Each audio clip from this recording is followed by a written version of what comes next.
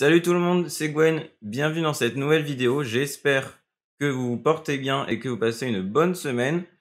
Aujourd'hui nous allons parler des différents types de frais qui existent en bourse et nous parlerons également de la spéculation du day trading dans une deuxième partie et je vous expliquerai pourquoi je ne suis pas favorable à cette méthode. Bien sûr ça reste que mon avis et des statistiques etc. que je vous sortirai pour appuyer mes propos, mais chacun a sa stratégie, chacun a sa manière d'investir.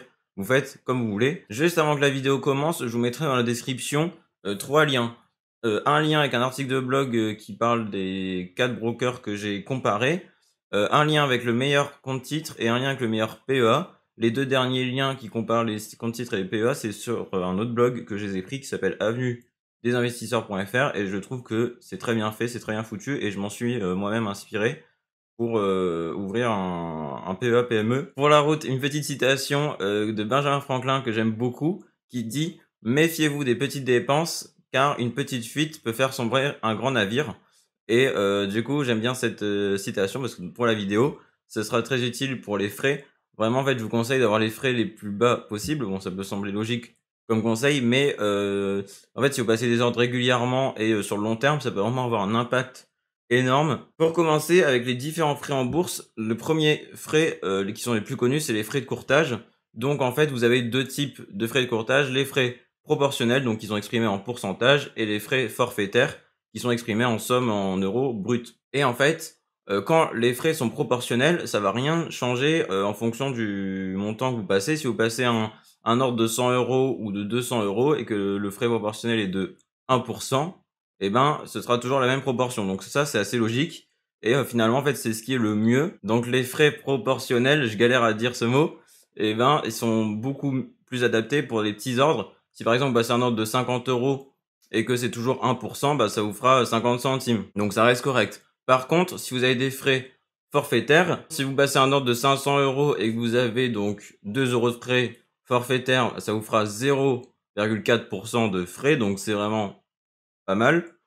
Par contre, si vous passez un ordre de 50 euros, donc avec des plus petits montants, bah là, il y aura toujours autant de frais forfaitaires, mais il y aura 10 fois moins d'argent qui sera parti dans l'ordre. Donc là, vous aurez 10 fois plus de frais en proportion, c'est-à-dire 4%. Donc pour trouver ça, vous faites juste 2 divisé par 50 fois 100. Donc soit vous essayez de trouver une formule où il y a des frais proportionnels, ou limite vous prenez un autre compte titre ou un autre PEA. Donc dans ce cas-là, il faudra demander à votre broker de faire le changement, le transfert. Normalement, maintenant, c'est les banques, il y a certaines banques qui proposent de transférer à votre place.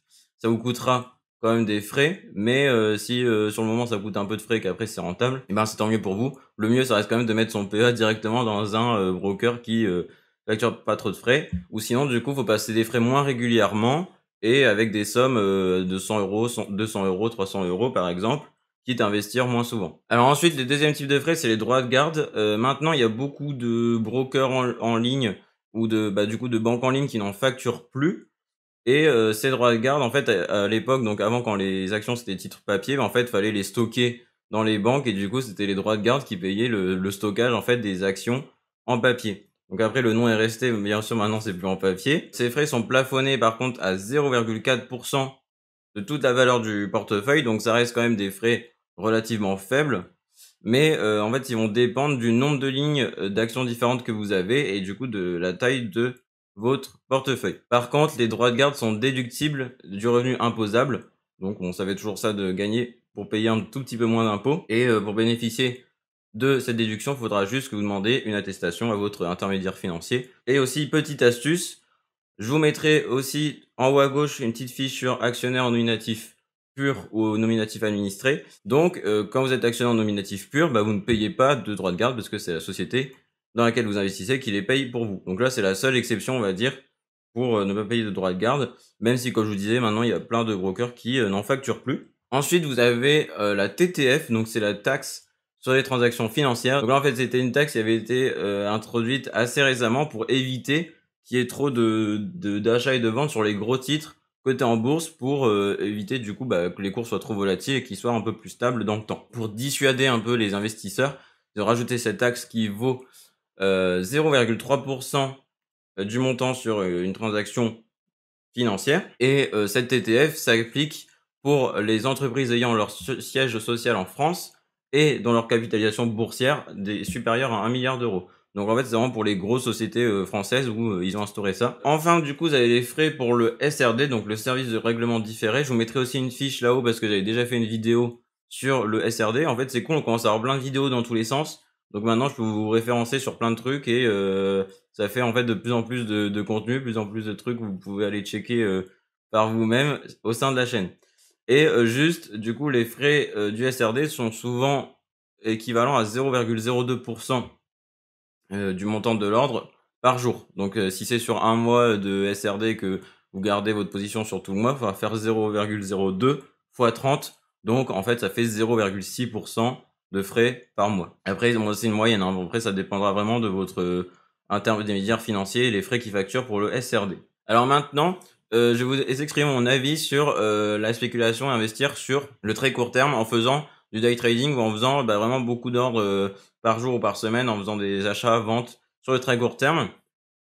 Donc déjà, en fait, il y avait une statistique de l'INSEE qui disait que 95% des personnes qui se lançaient dans le day trading perdaient la totalité de leur capital, voire plus, en moins d'un an. À moins que vous faites partie du top 5% qui gagne en bourse, en faisant cette méthode, vous avez beaucoup plus de chances de perdre de l'argent en bourse. Le deuxième aspect pour lequel je n'aime pas trop l'investissement à très court terme, c'est que vous devrez aussi fournir beaucoup de temps et d'efforts à regarder des graphiques toute la journée, à regarder les positions, de voir si c'est optimal de vendre maintenant ou s'il faut attendre. Ensuite de passer du coup des ordres d'achat, vérifier qu'ils ont bien été exécutés, revendre, etc. Je trouve que c'est assez compliqué, ça demande pas mal de ressources au cerveau finalement. Et vous pourrez aussi très bien passer du temps à faire autre chose si vous avez envie de faire une passion à côté, d'aller voir votre famille, tout ça. En fait, faut prendre en compte dans ces journées.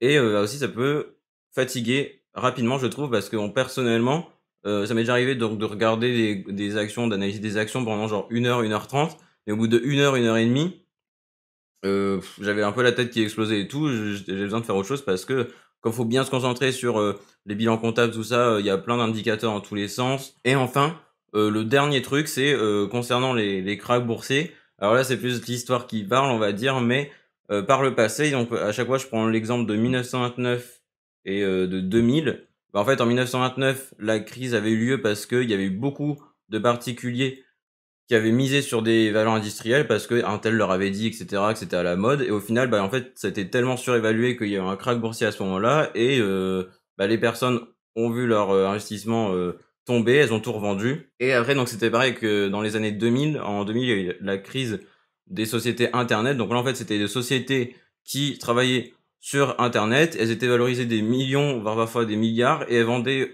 que quelques produits, voire des fois pas du tout. Elles avaient juste un concept et c'est valorisé des millions en fait. Donc forcément, toutes les entreprises technologiques et internet, elles ont beaucoup chuté d'un coup, ça a entraîné d'autres valeurs avec elles. Mais du coup, il y a eu de la grosse spéculation sur ça aussi parce que tout le monde était en mode oui, c'est l'avenir, internet, tout ça, ça va être génial, on va faire de l'argent et tout, c'est incroyable. Pour moi, du coup, quand on essaie de gagner de l'argent à court terme, très court terme, c'est pas viable et les grosses fortunes, les gros patrimoines financiers se construisent toujours sur le long terme. Et ça met toujours du temps forcément à avoir des choses dont ça vaut la peine, donc dont c'est important. On peut jamais construire une vraie fortune solide en 4 jours, c'est pas possible. On se retrouve très bientôt dans une prochaine vidéo. Vous avez également un e-book offert dans la description qui vous permet d'approfondir l'investissement en bourse. Donc si ça vous intéresse, n'hésitez pas à cliquer dessus. Nous, on se retrouve très vite. Portez-vous bien. Salut!